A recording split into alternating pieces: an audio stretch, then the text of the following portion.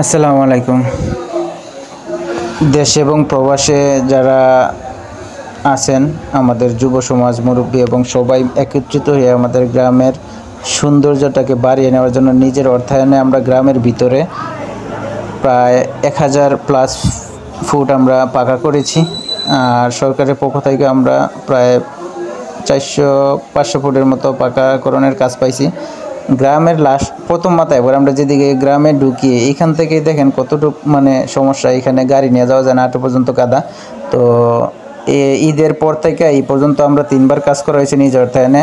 বিশেষ করে অটো যারা চালায় তারা এর আগের বারও একবার এখানে আমরা প্রথমে ঈদে দিছি, প্যাক হয়েছে, পরে অটোর তারা 4-5 দিন কাজ করছে সবাই মিলে, তারপরে আবার কাদা হয়েছে। এখন মেম্বার সহ এই যে অটোর যারা আছে সবাই মিলে এখানে প্রায় 1000 ইট নিয়ে এইখানে মনে করেন বালু কংক্রিট ইটগুলা ভাঙে দেওয়া হয়েছে, খুব মজবুত করে। দেখা যাক কতদিন যায়।